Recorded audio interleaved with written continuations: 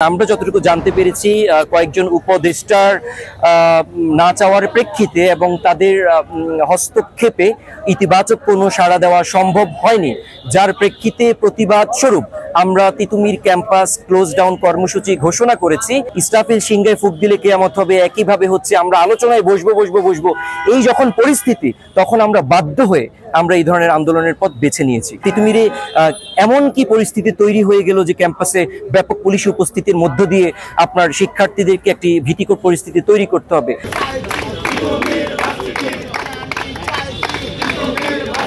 লেবুর সুঘ্রাণ আরো বেশি, ত্বকের যত্ন আরো বেশি, চলে আরো বেশি। আপনার পকেটে কি বিদেশি না বাংলাদেশি?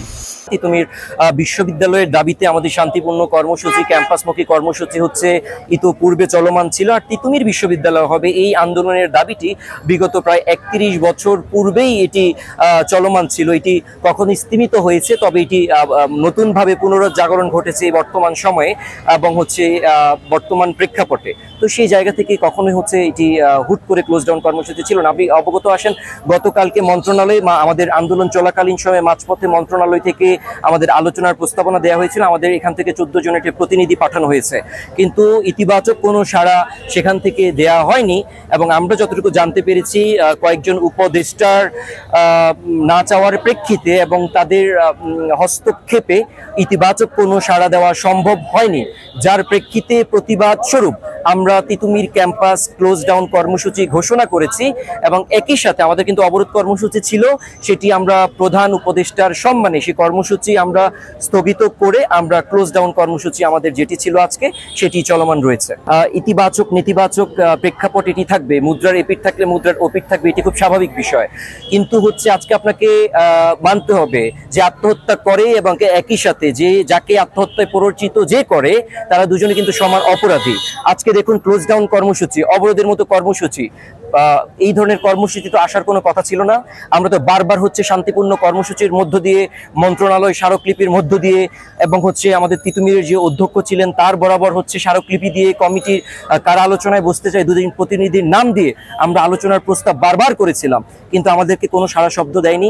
সেই জায়গা থেকে ইসরাফিল সিংহায় ফুঁক দিলে কিয়ামত হবে একইভাবে হচ্ছে আমরা আলোচনায় বসবো এই যখন পরিস্থিতি, তখন আমরা বাধ্য হয়ে আমরা এই ধরনের আন্দোলনের পথ বেছে নিয়েছি। তো সেই জায়গা থেকে আমি মনে করি যে হচ্ছে শিক্ষার্থীরা ক্ষতিগ্রস্ত হবে এই দায় যতটুকু না আমার, এর চাইতে বড় দায়টা হচ্ছে প্রশাসনের, রাষ্ট্রের এবং তিতুমির কলেজের যারা হচ্ছে প্রশাসনিক কাঠামোতে যারা আছে তাদের। প্রতি বিপ্লবের প্রেক্ষাপটেই কিন্তু আজকে শিক্ষার্থী প্রতিনিধি হিসেবে উপদেষ্টা প্যানেলে যারা যুক্ত হয়েছেন তারা আছেন। আর এখন তাদেরকে স্মরণ রাখতে হবে তারা কিন্তু শিক্ষার্থী এবং হচ্ছে তাদের মূল পরিচয়টা কিন্তু শিক্ষার্থী ছিল। হয়তো একটি প্রেক্ষাপটে তারা এখন অ্যাডভাইজার প্যানেলে যুক্ত হয়েছেন।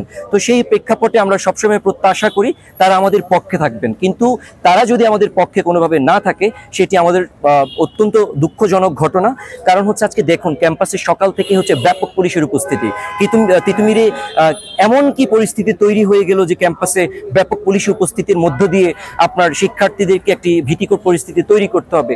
আপনি আমাকে প্রশ্ন করেছেন আমাদের ক্লোজ ডাউন কর্মসূচির কারণে শিক্ষা ব্যবস্থা বা শিক্ষার্থীদের ক্ষতি হবে কিনা।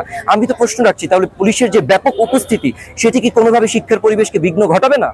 তাহলে সেটি যদি না হয়, তাহলে তো আমি বারবার বলছি যে হচ্ছে আমাদেরকে প্রশাসনিকভাবেই ঠেলে দেওয়া হয়েছে রাজপথের দিকে, কঠোর আন্দোলনের দিকে। কারণ আমরা এটিতে আন্দোলনের একটি নির্দিষ্ট লক্ষ্য যখন কেউ নির্ধারণ করে, ওই লক্ষ্যে পৌঁছানোর আগ পর্যন্ত সর্বোচ্চ চেষ্টা আমাদের যেটি করা প্রয়োজন আমরা তো সেটি করব। এবং প্রশাসনের সুদৃষ্টি আকর্ষণের জন্য আমরা বারবার আলোচনার প্রস্তাব দিয়েছি, তারা কোনো সাড়া দেয়নি। তো তারা আজকে সাড়া দিয়েছে, আমাদের প্রতিনিধি দল সেখানে গিয়েছে, তারা আসুক। ফলাফল যদি ইতিবাচক হয় এটিকে আমরা স্বাগত জানাবো এবং একই সাথে তিতুমির বিশ্ববিদ্যালয়কে ঘোষণা করে কমিটি হয়ে গেলে এটি কার্যপ্রক্রিয়া চলমান রাখবে। এবং যদি নেতিবাচক হয় সেক্ষেত্রে হচ্ছে আমাদের নেতৃবৃন্দ আমরা যারা আছি তারা কঠোর কর্মসূচি ঘোষণা করতে আমরা বাধ্য হব।